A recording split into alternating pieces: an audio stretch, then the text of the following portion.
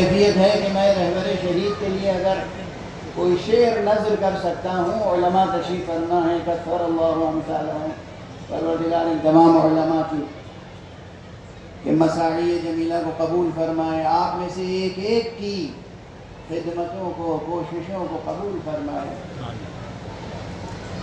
اس وقت جو شعر میں نظر کرنا چاہتا ہوں رہبر شہید کے لیے، وہ میرا شعر نہیں ہے، وہ آقا امام زمانہ عجل اللہ تعالی فرجہ کا وہ شعر ہے جو انہوں نے علامہ مفید کی وفات پر ارشاد فرمایا تھا، لا صوت الناعی بفقدک انہو یوم علی آل الرسول عظیم۔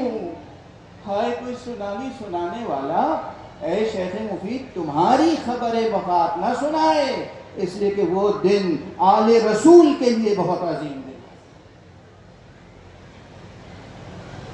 ہے۔ یہ شہید، رہبر شہید کی شہادت آل رسول کے لیے ایک عظیم دن ہے، آل رسول امام زمانہ کے لیے عظیم دن ہے، اہل بیت اطہار کے لیے عظیم دن ہے۔ لا صوت الناعی بفقدک انہو یوم علی آل الرسول عظیم۔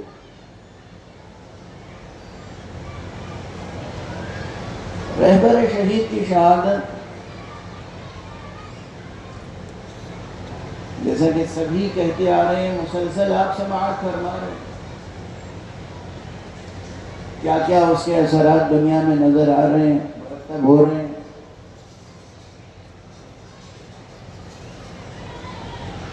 خود ان کی شخصیت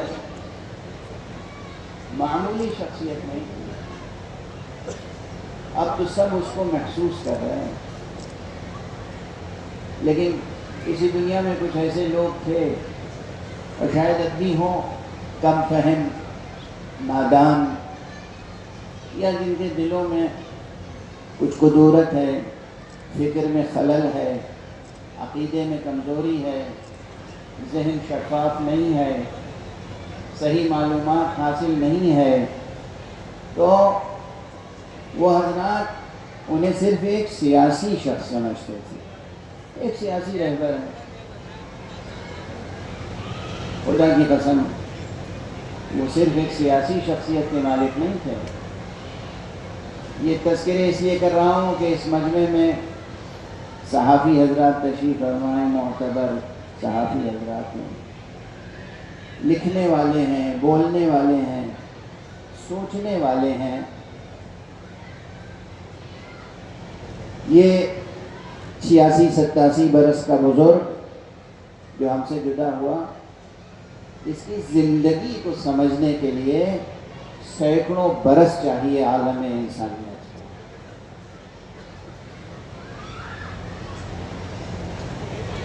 ایک بہترین ادیب، ایک بہترین شاعر، ایک بہترین مفکر، ایک بہترین دانشور، ایک بہترین فقیہ، ایک بہترین انسان، ایک بہترین رہبر، ایک بہترین بیٹا اپنے والدین کے لیے، ایک بہترین باپ اپنی اولاد کے لیے، اور ابوت کا تو وہ وصف تھا کہ آپ برابر سن رہے ہیں، پوری دنیا ان کی شہادت کے بعد کہہ رہی ہے جیسے لگتا ہے ہمارے سر سے باپ کا سایہ ہو گیا۔ یہ معمولی بات نہیں ہے،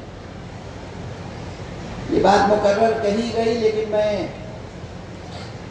ایک جملہ عرض کرنا چاہتا ہوں اپنے ساتھی، دوست، بزرگ، علماء، خطبہ کے لیے بھی، کہ جب آپ قدم رکھتے ہیں ایک رجل دین بننے کے لیے، جب آپ قدم رکھتے ہیں میدان علم و عمل میں دین کے حوالے سے،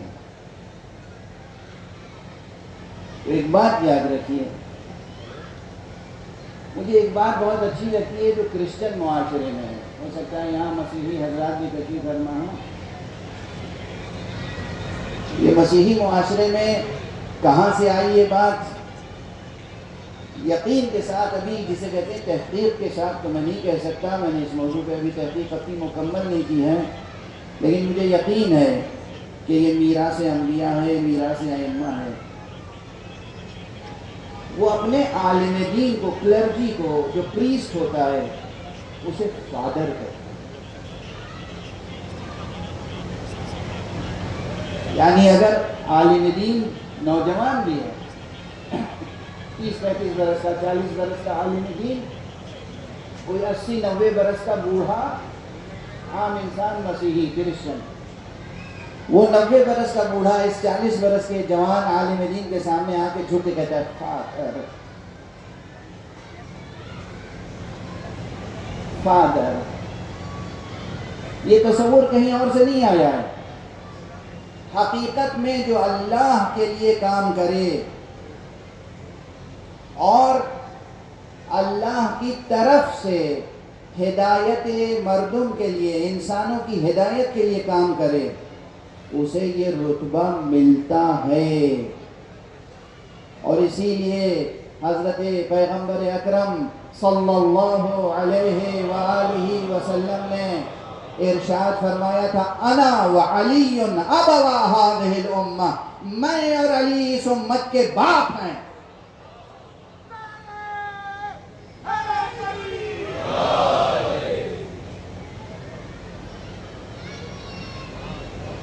میں اور علی اس امت کے باپ ہیں، یعنی قیامت تک جتنے بھی امتی ہوں گے، ہر ایک کی گردن پر رسول اللہ کا وہی حق ہوگا جو ایک بیٹے پر باپ کا حق ہوتا ہے۔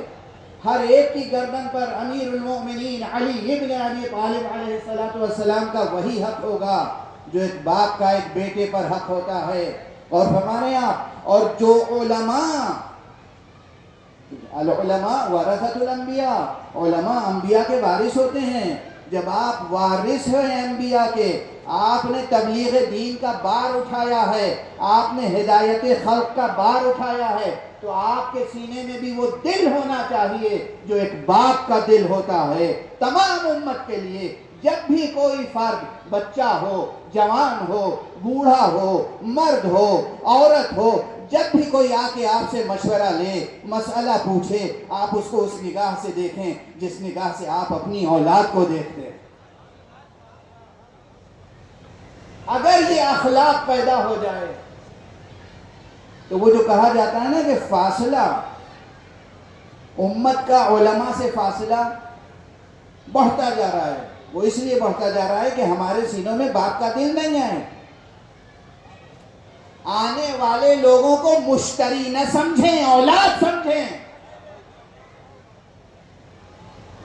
دست ادب جوڑ کے عرض کر رہا ہوں، ہمارے مراجع کرام اور خصوصیت کے ساتھ رہبر عظیم الشان کی خصوصیت یہ تھی کہ خدا کی قسم ان کے سینے میں ایک باپ کا دل دھڑکتا تھا، ہر فرد ملت کے لیے، بلکہ اس روئے زمین پر سانس لینے والے ہر مستضعف کے لیے، ہر کمزور انسان کے لیے، ہر اس شخص کے لیے جسے کچل دیا گیا، ان کے دل میں باپ کا دل تھا جو دھڑکتا تھا۔ اگر ان کے دل میں یہ کیفیت نہ ہوتی تو آپ آج گواہی نہ دے رہے ہوتے کہ ہمارے سر سے باپ کا سایہ اٹھ گیا۔ یہ تاثیر دو جانبہ ہوتی ہے نا۔ یہ احساسات کیسے آپ کے سینے میں آ گئے، کیسے یہ بات آپ کی زبان پہ آ گئی، کیسے یہ خیال آپ کے ذہن میں آیا۔ ہندو، سنی، شیعہ، مسیحی، ہر ایک کہہ رہا ہے ہمیں تو ایسا لگ رہا ہے جیسے ہمارے سر سے باپ کا سایہ اٹھ گیا، اس لیے کہ واقعاً وہ فادر تھے، نہ صرف father of Iranian nation, father of all nations, یعنی واقعاً وہ اس زمانے میں نیابت امام زمانہ کا حق ادا کر رہے۔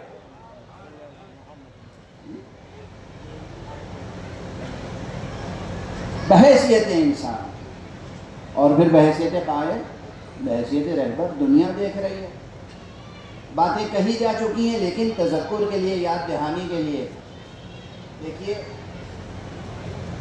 47 برس سے 48 برس سے ایران پر تمام قسم کے سینکشنز لگے ہوئے ہیں، پابندیاں پابندیاں پابندیاں، سینکشنز۔ جو ایرانی سرمایہ ہے، اثاثہ ہے، وہ منجمد غاصب کے ہاتھ میں ہے، منجمد۔ سرمایہ ایران کا ایران کو مل نہیں سکتا۔ ہر طرح کے سینکشنز لگانے کے بعد یہ سوچ رہے تھے کہ یہ قوم ٹوٹ کے رہ جائے گی، بکھر کے رہ جائے گی، اسلامی نظام ختم ہو کے رہ جائے گا، ولایت فقیہ کا اعجاز مٹ جائے گا۔ لیکن یاد رکھیے، ولایت فقیہ سحر نہیں، اعجاز ہے۔ سحر ہے جو مٹتا ہے، جادو ہے جو ٹوٹتا ہے، معجزہ کبھی نہ مٹتا ہے نہ ٹوٹتا ہے۔ اعجاز ہے، اعجاز قرآنی ہے نظریہ ولایت فقیہ، اعجاز اسلامی ہے نظریہ ولایت فقیہ، اعجاز ولایت کبریٰ ہے ولایت فقیہ، اعجاز ولایت غدیر ہے ولایت فقیہ۔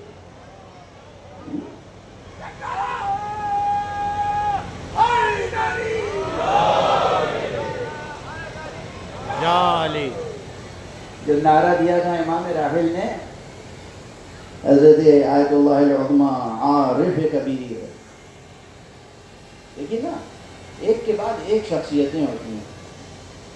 میں دست ادب جوڑ کے عرض کر رہا ہوں، علامہ اقبال کے ہاں ایک بحث تھی، وہ شروع میں تصوف کے بہت سخت مخالف تھے، شاید آخر تک رہے، لیکن بعد میں لہجہ تھوڑا سا دھیما پڑ گیا۔ میں تصوف کا مخالف نہیں ہوں اس وقت، مخالفت اور موافقت کی بات نہیں کر رہا ہوں، لیکن کیوں وہ مخالف تھے، یا اور بہت سے لوگ نظریاتی طور پر علمی اعتبار سے سمجھتے ہیں کہ تصوف اصل دین کے پیرلل الگ نظام بنایا گیا ہے۔ یہ سب بحث علمی ہے، اشارے کر کے آگے بڑھ رہا ہوں اس لیے کہ اس مجمع میں کوئی بھی دانشور ہوگا، کوئی بھی ریسرچر ہوگا، کوئی بھی طالب علم ہوگا، وہ جا کر ایک جملہ سنے گا اور انشاءاللہ ایک مقالہ لکھے گا، تحقیق کرے گا، جستجو کرے گا۔ تصوف فکری اعتبار سے توحید میں ان کا کیا نظریہ ہے اور دوسرے مسائل میں کیا نظریہ ہے، وہ الگ، اس سے قطع نظر۔ عملاً تصوف کی تاریخ میں یہ ہے کہ آپ خدا سے وابستہ ہونے کے لیے، ذکر خدا کے لیے گوشہ نشین ہو جاتے ہیں، سجادہ نشین ہو جاتے ہیں۔ سجادہ نشین کے کیا معنی ہے، وہ معنی خیز بات ہے، اس وقت یہ عرض کرنا، گوشہ نشین ہے، خانقاہ نشین ہو جاتے ہیں، ایک گوشے میں معتکف ہو جاتے ہیں۔ وہ عرفاء الگ ہوں گے جو ساری دنیا سے کٹ کے خدا سے رابطہ کرتے ہیں۔ یہ مکتب اہل بیت کا تربیت یافتہ رہبر اور عارف اور صوفی تھا، صوفی مجازن عرض کر رہا ہوں، رہبر تھا، عارف تھا، کہ جو مجمع میں رہا، سیاست میں رہا، قیادت میں رہا، اور اس کے باوجود خدا سے ایک لمحے کے لیے جدا نہیں ہوا۔ نہ صرف یہ کہ خود جدا نہیں ہوا، تمام لوگوں کو خدا سے جوڑتا ہوا آگے بڑھتا چلا۔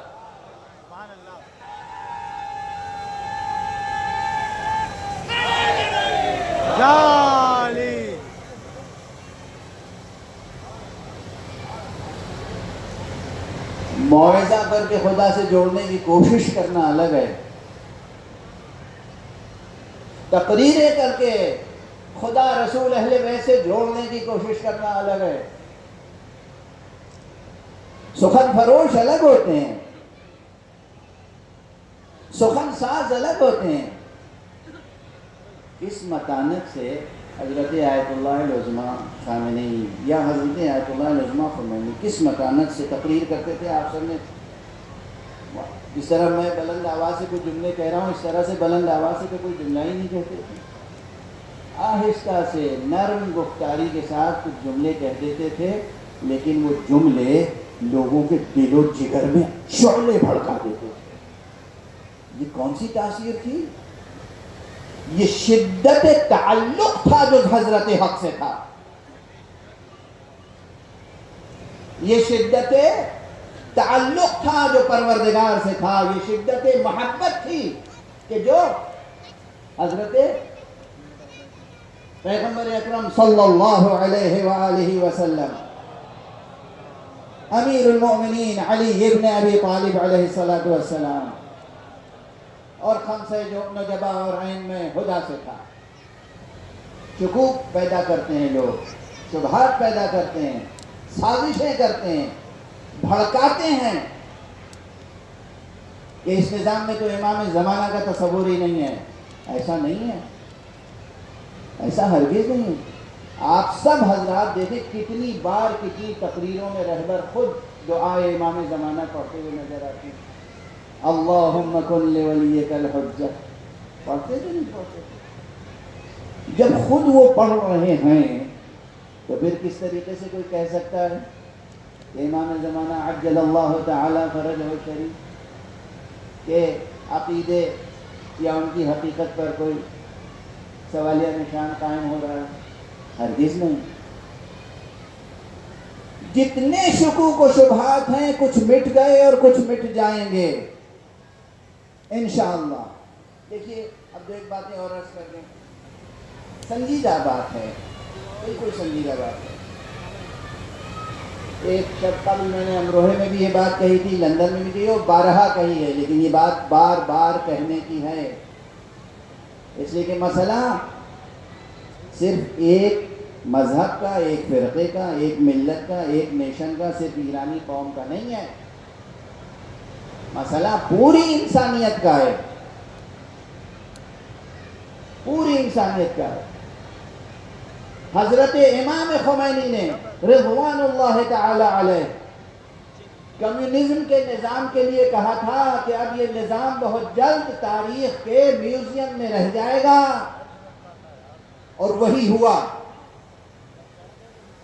سید خامنئی نے اپنی شہادت سے اب یہ انتظام کر دیا ہے کہ کیپٹلزم کا نظام بھی اب تاریخ کے صرف میوزیم میں رہ جائے گا۔ یہ کیپٹلزم کا نظام یہ ہے ناسور، یہ ہے کینسر انسانیت کے لیے۔ صرف اسلام کی بات نہیں کر رہا ہوں، صرف شیعہ مذہب کی بات نہیں کر رہا ہوں، جتنے دانشمند سوچنے والے اہل نظر اہل فکر ہیں یہ درس لے کے جائیں کہ کیپٹلزم، اور وہ بھی سو کالڈ ویسٹرن کیپٹلزم، یہ ہے انسانیت کا کینسر، یہ ہے انسانیت کے لیے ناسور، جس کا سب سے مکروہ ترین نمونہ ڈونلڈ ٹرمپ اور ان کا ایڈمنسٹریشن ہے۔ بار بار میں نام نہیں لوں گا، فضائے مجلس قائم ہو چکی ہے، اس نورانی پاکیزہ معطر فضا میں نجس نام لینا بھی بار بار مناسب نہیں آ گئی، تو بس اب دوبارہ نام نہیں لوں گا، آپ مجھ سے توقع نہ رکھیے گا کہ میں یہ نام دوبارہ نہیں۔ کیپٹلزم جہاں خدا کی قسم آپ سب پر فرض ہے، آپ مسلمان ہوں، ہندو ہوں، کرسچن ہوں، جیو ہوں، کسی بھی مذہب اور کسی بھی دین پر ہوں، آپ کے لیے فرض ہے کہ آج ایران کے علماء سے سیکھیں کہ اسلامی نظام اقتصاد کیا ہے، اور اسلامی نظام اقتصاد پر جتنے لوگ اب تک کام کر چکے ہیں وہاں تھوڑی بہت کمی رہ گئی ہے یہ واضح کرنے میں کہ کیپٹلزم سے اسلامی نظام کتنا مختلف ہے، کہاں جدا ہے، خط فاصل کیا ہے، لائن آف ڈیمارکیشن کیا ہے، کہاں ہم الگ ہوتے ہیں کیپٹلزم سے۔ لیکن نظام ایرانی کو جو زیر سایہ ولایت فقیہ پروان چڑھ رہا ہے، عرض کر رہا ہوں، جو زیر سایہ نظام ولایت فقیہ پروان چڑھ رہا ہے، اس نظام کے تحت آپ مطالعہ کریں، ریسرچ کریں، پی ایچ ڈی کریں کہ کس طریقے سے عالم انسانیت کو ویسٹرن کیپٹلزم اور ٹوٹلی کیپٹلزم کے سحر سے، اس کے جادو سے، اس کی نحوستوں سے بچا سکتے ہیں، اور اسلام کی برکتوں سے اس دنیا کو بہشت بنا سکتے ہیں۔ یہ موقع ہے، صرف تھیوریٹیکل باتیں نہیں ہے، پریکٹیکل آپ کے سامنے۔ کیا نظام اقتصاد ہے صاحب، کیا نیت ہے، کیا عزم ہے، کیا حوصلہ ہے۔ یعنی ایک طرف ساری دنیا کے ریسورسز پر قبضہ کرنے والا شکست کھا رہا ہے اور ساری دنیا کے ریسورسز سے محروم کر دیا جانے والا فتح حاصل کر رہا ہے.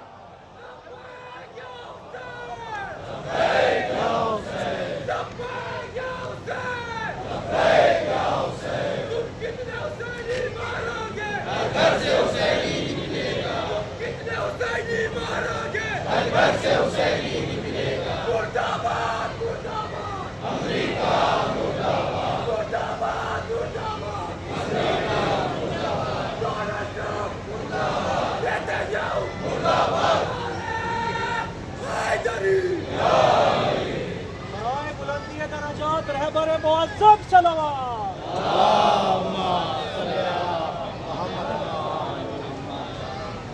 جوانوں، عزیزوں، طالب علموں بطور خاص سنو، یہ تو صرف اقتصاد کی بات تھی.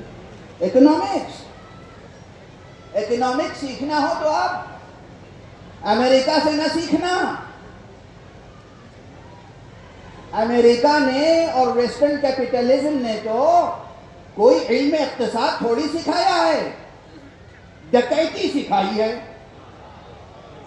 چوری سکھائی ہے، ظلم سکھایا ہے.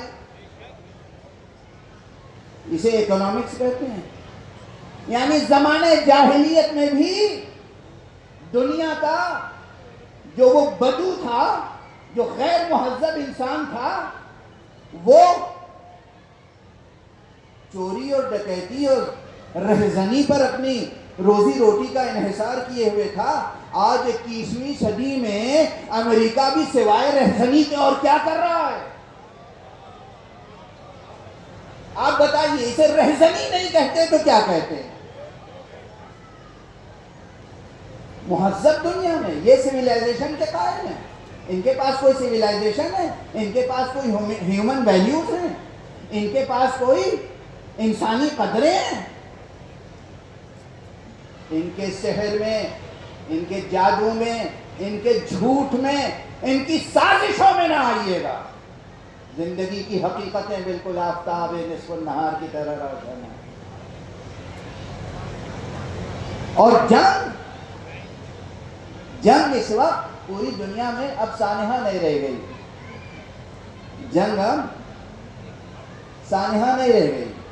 جنگ اب حادثہ نہیں رہ گئی. جنگ اب ناگوار چیز نہیں رہ گئی. یہی سو کالڈ ویسٹرن کیپٹلزم نے جنگ کو تجارت بنا دیا. جنگ ایک انڈسٹری ہے.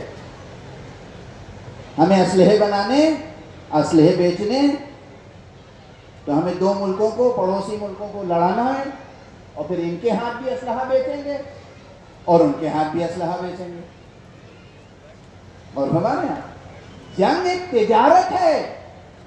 اس لیے جب جنگ ہی تجارت ہو جائے تو نہ بچیوں کی ہلاکت، شہادت پر کوئی درد ہوتا ہے، نہ عورتوں کی شہادتوں پہ درد ہوتا ہے، نہ بوڑھوں کی شہادتوں پہ درد ہے، نہ ہاسپٹلس کو نشانہ بنانے میں کوئی عار ہے، نہ اسکولوں کو نشانہ بنانے میں کوئی عار ہے. اس لیے کہ عار، حیا، غیرت، وفا، یہ سب انسانی قدریں تو ہے ہی نہیں. جنگ ایک تجارت ہے. اور تمہارے یہاں اسے سمجھیں، اسے دہرائیں اور ضمیر انسانی کو جھنجھوڑیں تاکہ نسلیں مغالطوں میں مبتلا نہ ہو جائیں. نسلیں مغالطوں میں مبتلا نہ ہو جائیں. دیکھیں، اقتصاد، جنگ، اس کے بعد کس چیز پہ یورپ کو ناز ہے؟ سائنس ہے نا، ٹیکنالوجی. ہمیں بھی بہت زیادہ آ کے بہت سے لوگ سمجھاتے رہے. یہاں بھی جو ایک لوگ ملے جو بار بار آ کے ہمارے سیمیناروں میں، جب میں ایجوکیشن کے سیمینار کیا کرتا تھا تو بار بار سمجھاتے تھے، ارے مولوی صاحب یہ دین پڑھانے کی بات چھوڑیے، یہ فقہ پڑھانے کی بات چھوڑیے، سائنس اینڈ ٹیکنالوجی. اچھا، آپ نے دیکھا بالکل آزاد فضا میں، سو کالڈ آزاد، بالکل آزاد فضا میں جو امریکہ میں اور پورے یورپ میں سائنس اور ٹیکنالوجی نے ترقی کی، اور طعنہ دیا جاتا تھا مسلمان ملتوں کو کہ صاحب وہ 500 برس پہلے تو تھی آپ کے ہاں تھوڑی بہت سائنس، اب کہاں گئی؟ اب آپ زوال کا شکار ہیں۔ میں اس کا تفصیلی جواب ابھی نہیں دے رہا ہوں، لیکن پوری دنیا کی طرف سے اقتصادی حصار میں زندگی بسر کرنے والی ملت ایران، ہمارا سلام ہے اسے، جس نے سائنس میں اور ٹیکنالوجی میں بھی دنیا کو دکھا دیا کہ تم آگے ہو یا ہم آگے ہیں۔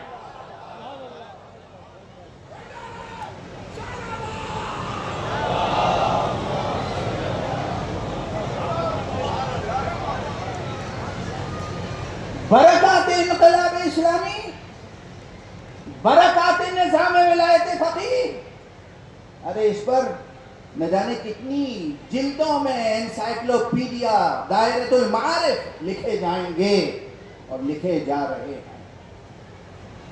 اور یہ سب برکتیں کس چیز کی ہیں؟ کس چیز کی برکتیں؟ میں بار بار کہہ رہا ہوں، نظام ولایت فقیہ، نظام اسلامی، انقلاب اسلامی۔ یہ انقلاب اسلامی آیا کہاں سے ہے؟ یہ نظام ولایت فقیہ آیا کہاں سے ہے؟ یہ نظام ولایت فقیہ ولایت غدیر سے وابستہ ہے۔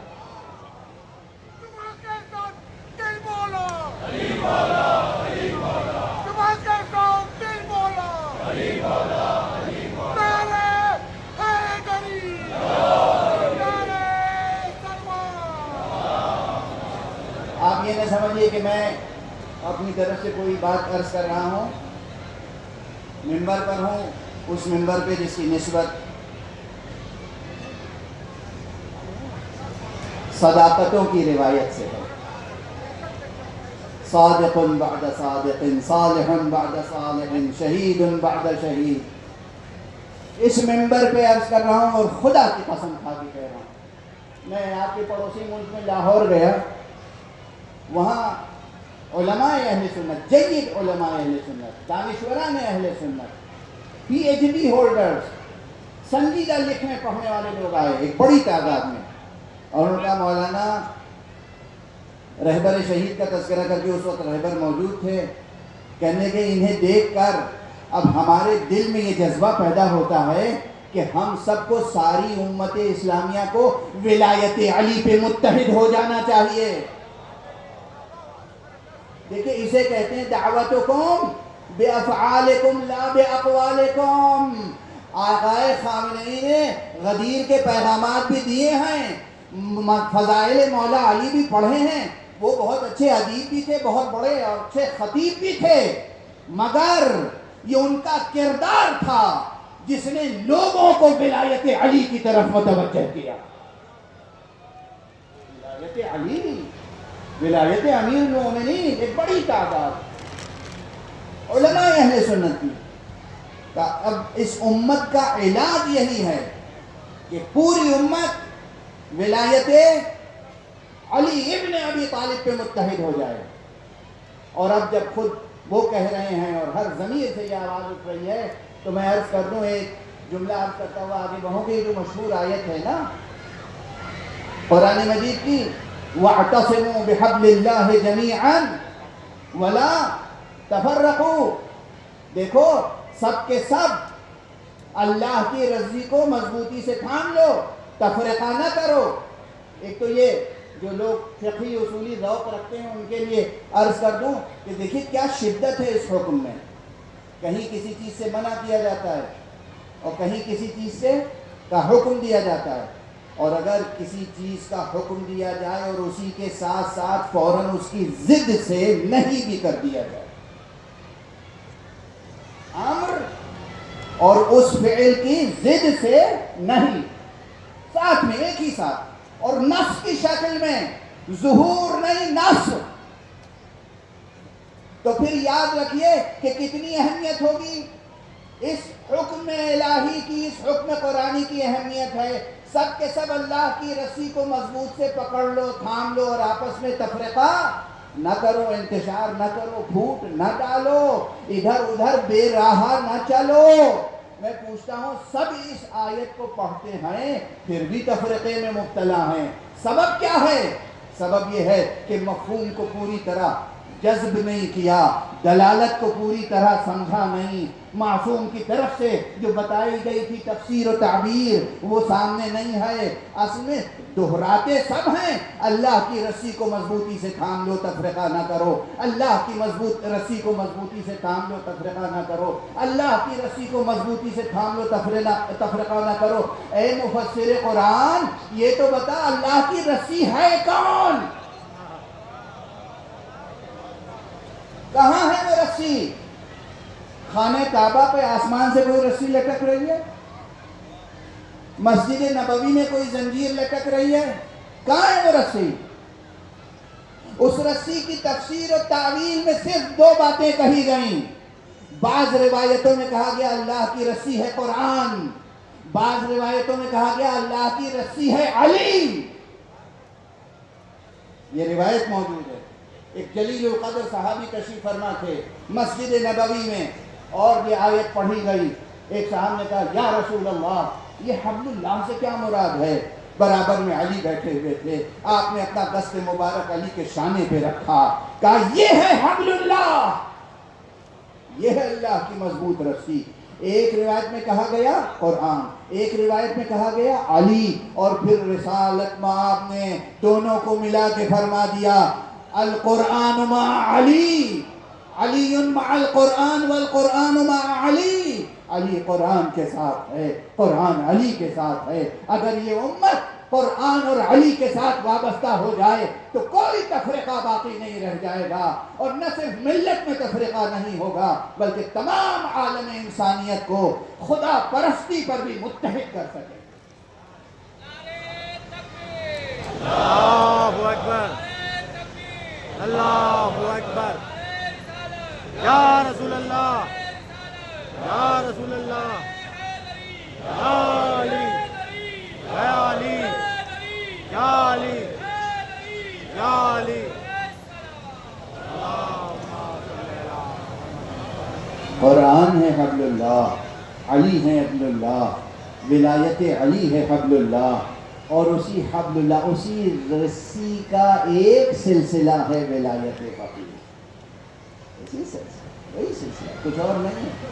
ذہنوں کو روشن کریں، مطالعہ کریں، تفکر سے کام لیں، غور و فکر کریں، دقیقہ سنجی کا ثبوت دیں، سنجیدگی کا ثبوت دیں، سازشوں کا شکار نہ ہوں۔ ہمارا ایک ولی فقیہ ہم سے جدا ہوا، لیکن اللہ کا شکر ہے، احسان ہے کہ ہمارے سر پر ابھی ولایت کا سلسلہ جاری ہے۔ پروردگار سلامت رکھے حضرت آیت اللہ سید مجتبیٰ خامنئی کو، اور وہ اس ملت کی اسی طرح سے امداد فرماتے رہیں، سرپرستی فرماتے رہیں، رہبری فرماتے رہیں۔ موقع تو تھا کہ بہت کچھ عرض کیا جائے اسی وقت، لیکن اتنا ہی کافی ہے۔ وقت کیونکہ بہت گزر چکا، دور دور سے حضرات تشریف لائے ہیں اور اشارے کافی ہوتے ہیں۔ دیکھیے یہ ایک سانحہ شہادت کا، اور یہ ایک ملت ایران، ملت اسلامیہ ایران کا کردار، ان کا قرار دل، ان کا ثبات قدم، ان کا کردار، ان کا اخلاق پوری دنیا پہ آج حجت تمام کر رہا ہے، اتمام حجت کر رہا ہے۔ دیکھو مسلمان ایسے ہوتے ہیں، دیکھو قرآن والے ایسے ہوتے ہیں، دیکھو محمد والے ایسے ہوتے ہیں، دیکھو علی والے ایسے ہوتے ہیں، دیکھو حسن حسین والے ایسے ہوتے ہیں، اور ہمارے یہاں اتمام حجت ہو رہی ہے، اتمام حجت۔ اور علوم میں پھر عرض کر رہا ہوں، پھر یاد دیں، اکنامکس میں ریسرچ کریں، سائنس اور ٹیکنالوجی کی ترقی دیکھیں۔ اب امریکہ کے سائنسدانوں سے نہ سیکھیں، جا کے ایران کے جانبازوں سے سیکھیں۔ ان کے جانبازوں سے سیکھیں، اتنے قیمتی، یہ سب آپ سن رہے ہیں، میں دہرانا نہیں چاہتا، سب جانتے ہیں، خبروں میں آ رہی ہیں باتیں، لیکن اس وقت اس ممبر سے اسے عرض کر رہا ہوں تاکہ توجہ اس رخ پر آ جائے کہ اسے صرف خبر نہ سمجھیں، اسے صرف ایک نیوز آئٹم نہ سمجھیں، زندگی کا نصب العین مقرر کرنے میں، اپنا فیوچر بنانے کے لیے اور انسانیت کا فیوچر بنانے کے لیے سامنے آپ کے ایک مثال ہے سامنے آپ کے ایک نظام ہے، سامنے آپ کے ایک نظریہ ہے، اور صرف نظریہ نہیں ہے، صرف نظام نہیں ہے، صرف مثال نہیں ہے، زندہ شخصیتیں ہیں جو اس نظام کو پیش کر رہے ہیں۔ نظریے تو کتابوں میں بھی ہیں، نظام تو بہت سے کتابوں میں بھی ہیں، نظام نہ جانے کتنے نصابوں میں ہیں، مگر وہاں صرف نصابوں میں نہیں ہیں، بلکہ بڑے بڑے نظام ہمارے ہاں سانس لیتی ہوئی زندہ شخصیتوں میں موجود ہے۔ یہ سائنس اور ٹیکنالوجی میں سیکھنی ہو تو اب تاریخ بدل رہی ہے، خدا کی قسم تاریخ بدل رہی ہے۔ مجدد عصر حاضر اپنے وقت میں امام خمینی تھے۔ امام خمینی جیتے جی زندہ انقلاب لا کر مجدد کہلائے، امام خامنئی نے شہادت دے کر تجدید کی ہے۔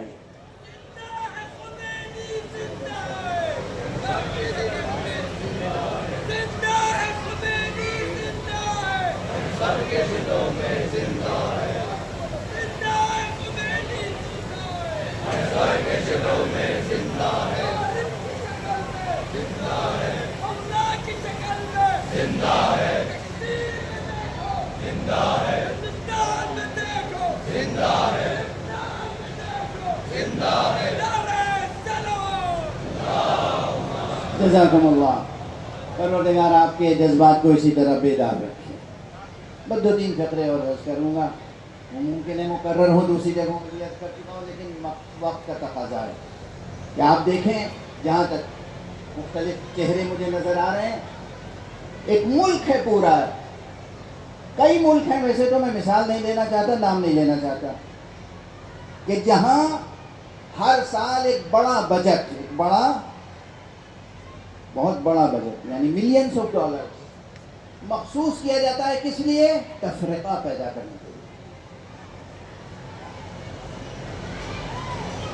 عالمی بات ہے، رد تشیع، صرف رد تشیع نہیں ہے، جا کے فہرست دیکھیے، رد تشیع، برادران اہل سنت سن رہے ہیں؟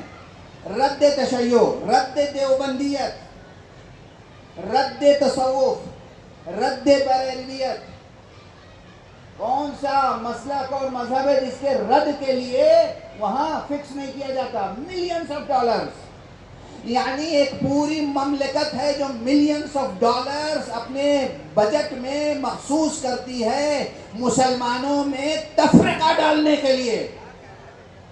اس کے مقابلے میں جب سے امام خمینی کا انقلاب آیا ہے، جس قدر بھی ان کے پاس زیادہ سے زیادہ ممکن ہوتا ہے، ایک بڑا بجٹ معین کیا جاتا ہے تمام امت میں اتحاد پیدا کرنے کے لیے۔ 2 نظریے الگ الگ، اور صرف نظریہ نہیں ہے، کردار موجود ہے۔ کردار صرف نیوز آئٹم تھوڑی ہے، تو جا کے دیکھ لے کس طریقے سے تمام مسلکوں کا احترام ہوتا ہے، تمام مسلکوں کو قریب لانے کی کوشش ہوتی ہے، کسی کے لیے نفرت انگیز بات نہیں کہی جاتی۔ یہ ہے ایران، ایران اسلامی، ایران خمینی، ایران خامنئی، ایران ولایت فقیہ، ایران علوی، ایران حسینی۔ اور نہ صرف یہ کہ تمام مسلمانوں کے لیے، بلکہ میں عرض کر چکا ہوں تمام انسانوں۔ بس اسی انداز میں گفتگو کرتا رہوں گا، میری طاقت بھی ختم ہو جائے گی۔ یہ تو میرے جذبات ہیں اور منبر کی برکت جو میں گزارش کر رہا ہوں، کیفیت ایسی تھی نہیں کہ میں گزارش کرتا پروردگار ہمارے سروں پہ سایہ برقرار رکھے، رہبر کا بھی اور رہبر کے نمائندے حضرت آیت اللہ ڈاکٹر پروفیسر عبدالمجید حکیم الہی کا، ہمارے سفیر کبیر تشریف فرما ہیں، پروردگار ان کا سایہ برقرار رکھے، ان کو اپنی حفظ و امان میں رکھے، اور جتنے لوگ یہاں ہندوستان میں شروع سے آ رہے ہیں مقام معظم رہبری کے نمائندے کے طور پر، ایک کے بعد ایک اس کنعان ولایت سے ایک یوسف نکل کے آیا۔ حضرت آیت اللہ سید جمال الدین، اس کے بعد حضرت علامہ شیخ مہدوی پور جو بھی ان سے پہلے گئے، اس کے بعد حضرت آیت اللہ حکیم الہی، ان سب نے ایک کے بعد ایک جو خدمتیں کی ہیں، آغا جمال الدین دین پرور سے لے کر جنہوں نے نہج البلاغہ پہ خاص کام کیا، پوری دنیا میں مشہور ہے، ان سے لے کر آغا آیت اللہ مہدوی پور سے لے کر آیت اللہ جناب حکیم الہی تک، یہ صرف سیاسی نمائندے نہیں ہیں، یہ روحانی نمائندے ہیں، یہ انسانی نمائندے ہیں، یہ اسلامی نمائندے ہیں، یہ علمی نمائندے ہیں، یہ نورانی نمائندے ہیں۔ پروردگار ان کا سایہ محفوظ رکھے، پورے نظام کو محفوظ رکھے، اور اس ملت کو توفیق عطا فرمائے کہ ان سے استفادہ کرے۔ بس مجلس کو مختصر کرتا ہوں۔ علماء کی، ہمارے علماء کی شان یہی رہی، اور خصوصیت کے ساتھ جب سے نظام ولایت فقیہ ابھر کے سامنے آیا ہے، اب موقع نہیں ہے کہ نظام اور نظریے پر مزید بحث ہو، بارہا کرتا رہا ہے یہ فقیر، جانتے ہیں شاید لکھنؤ کی سرزمین پر حضرت قائد ملت جناب حجت الاسلام مولانا قلبی جواد صاحب قبلہ تشریف فرما ہیں، انہی کی دعوت پر امام بارگاہ غفران مآب میں اس وقت شاید سب سے پہلے میں نے تقریباً 1.25 گھنٹے کی تقریر صرف نظریہ ولایت فقیہ پہ کی تھی۔ اس وقت سے لے کر آج تک مسلسل اس نظریے پہ گفتگو کرتا رہا پوری دنیا میں۔ امریکہ گیا، وہاں لوگ مناظرے کے لیے آ گئے، ماشاءاللہ مناظرہ، باقاعدہ کرسیاں لگی، وہاں زارائی ہوئی، مناظرہ کیا جائے گا۔ میں مناظرے کے لیے حاضر ہو گیا، اور میں تو عرض کیا کرتا ہوں جوانوں، عزیزوں، منبر کی طاقت ہے، یہ میری طاقت نہیں ہے۔ میں عرض کیا کرتا ہوں کہ جو لوگ اختلاف رکھتے ہیں، جب چاہیں جہاں چاہیں اس فقیر سے مناظرہ کرنا، مناظرہ کر لیں، اور جب چاہیں جہاں چاہیں مباہلہ کرنا، مباہلہ کر لیں۔ میدانی مباہلہ سے بھاگنے والی تھوڑی ہیں ہم تو، ہمارے گھر میں روزانہ حدیث قصہ پڑھی جاتی ہے، اور حدیث قصہ جو ہے وہ کب آیت تطہیر نازل ہوئی تھی؟ مباہلے سے قبل، مباہلے میں جانے کے، بالکل اطمینان سے کہتا ہوں، جب جس کا جی چاہے مناظرہ کر لے، جب جس کا جی چاہے مباہلہ کر لے، نظریہ ولایت غدیر پر، حقیقت ولایت غدیر پر نظریہ نہیں، ولایت ائمہ اطہار پر، ولایت فقیہ پر، نظام پر، حضرت حجت عجل اللہ تعالی فرجہ الشریف۔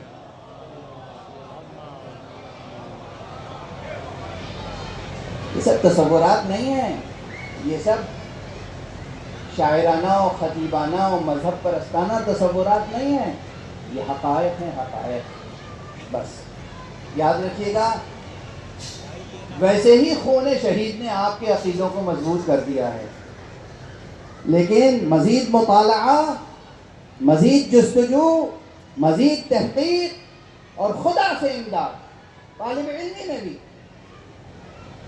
خدا سے مدد لینی چاہیے۔ جب کوئی کتاب سمجھ میں نہ آئے، مطلب سمجھ میں نہ آئے، تو کیا کرنا چاہیے؟ ٹیچر سے سیکھنے کی کوشش کرنی چاہیے، مگر معلوم ہے علم کی گرہ جو ہے وہ زمین پر ہے ہی نہیں۔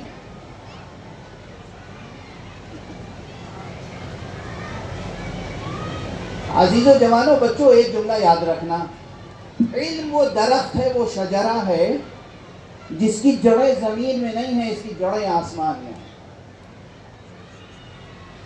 ہیں، اس کی جڑیں آسمان۔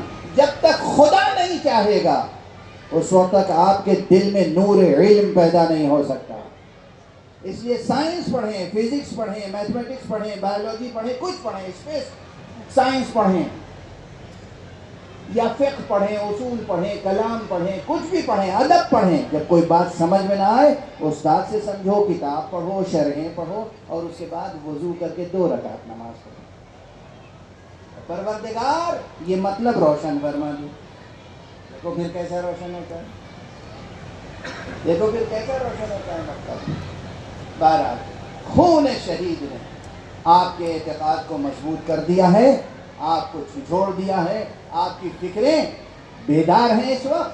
اس لیے اب اس فکر کو دوبارہ خوابیدہ نہ ہونے دیجیے گا، سونے نہ دیجیے گا. جستجو، ریسرچ، تحقیق، مطالعہ، محنت، یہ سلسلہ جاری رہے، حق کے ساتھ وابستگی جاری رہے. علماء حق تو اپنی جگہ، ائمہ دین، انبیاء، سب کی یہ کیفیت تھی. سب ساری انسانیت کے لیے بھلائی لے کے آتے تھے، لیکن ان کو شریر انسان مصیبتوں کا نشانہ بناتے تھے. بس گفتگو تمام کر رہا ہوں، اس سے زیادہ پڑھنے کی سکت نہیں ہے، ظرف وقت میں بھی گنجائش نہیں ہے. عموماً میں سرکار سید الشہداء کے مصائب ہے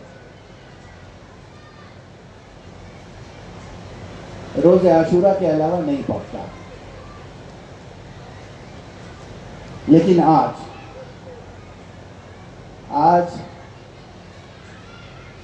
میرا جی چاہ رہا ہے ملت عظیم ایران کو پرسہ دینے کے لیے، تمام دنیا کے مومنین کو پرسہ دینے کے لیے، امام زمانہ کو پرسہ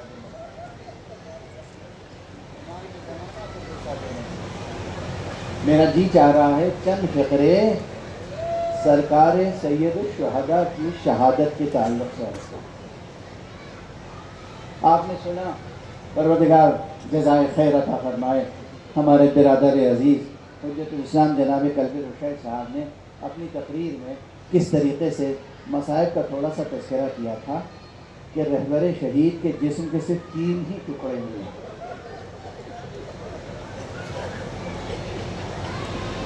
جو پیغام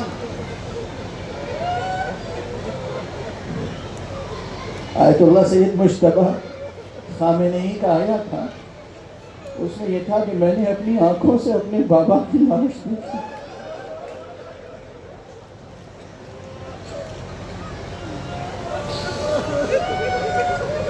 خدا آپ کو سلامت رکھے سید مجتبی. بس تصور کر لیجئے سید الساجدین، زین العابدین، امام علی ابن الحسین نے اپنے بابا کا وہ لاشا کس طرح دیکھا ہوگا جس پر گھوڑوں کی ٹاپوں سے پامال کیا گیا.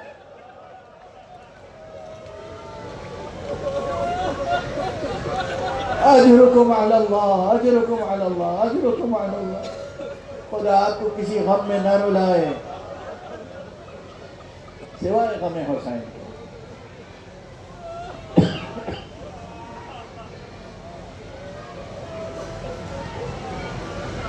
تصور کریں چاہنے والی بہن جناب زینب حسین کو کتنا چاہتی تھی. جب پہنچی ہوں گی آقا حسین کے لاشے پر، دل کی کیا کیفیت ہوئی ہوگی.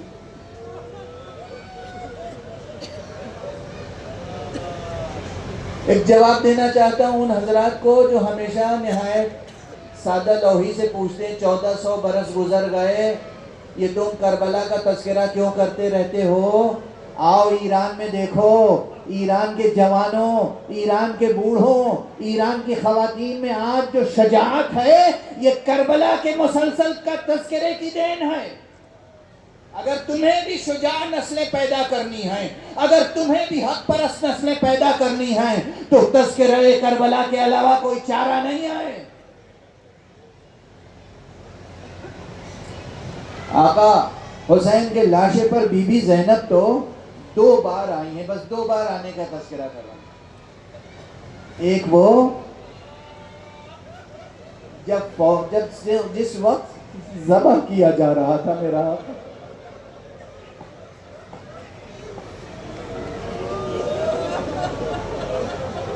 اور اس وقت بی بی نے پسر سعد نحس کی طرف رخ کر کے کہا تھا تو دیکھ رہا ہے اور فرزند رسول ذبح ہو رہا ہے.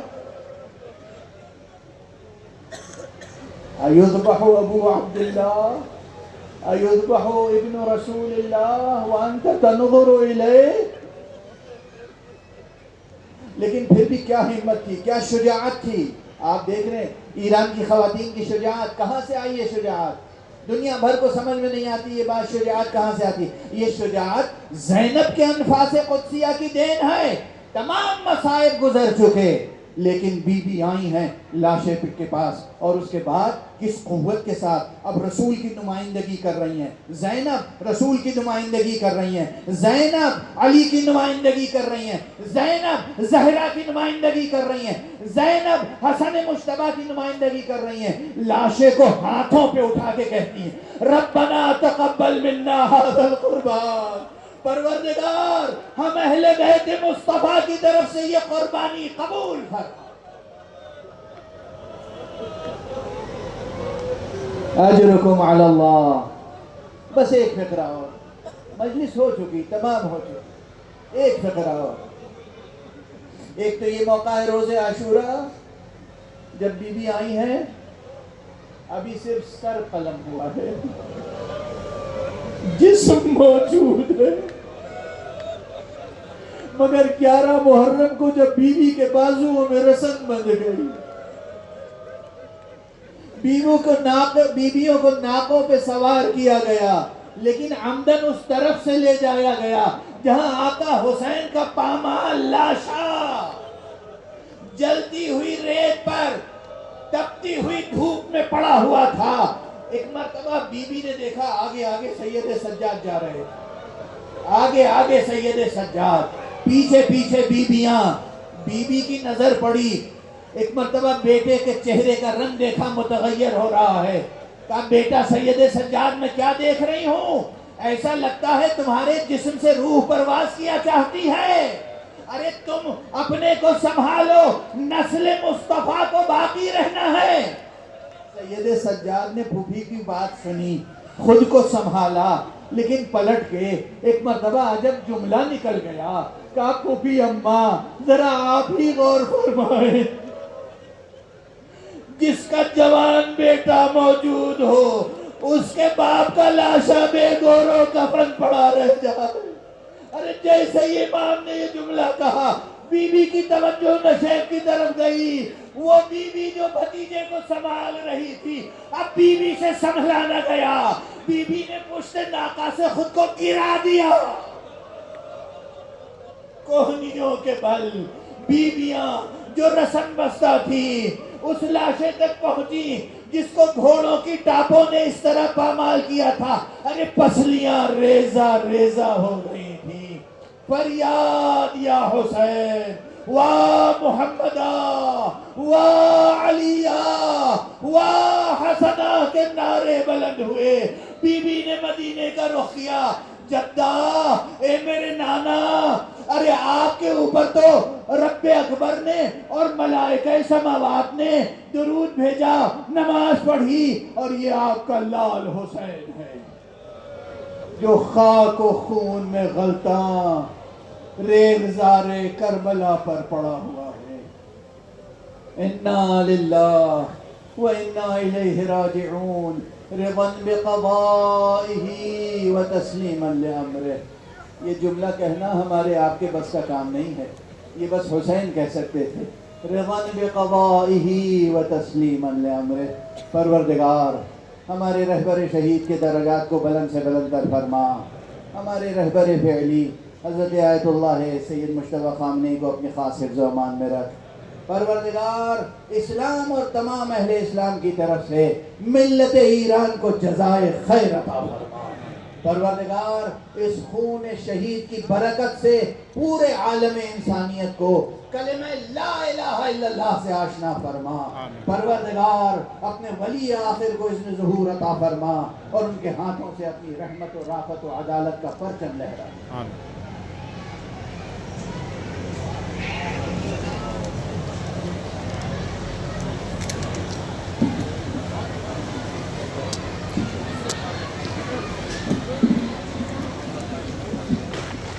نوحہ خانی کے لیے جناب شفیع عباس صاحب تشریف لا رہے ہیں. آپ سینہ زنی کے لیے آمادہ ہو جائیں، حلقہ بنائیں. یا حسین یا حسین.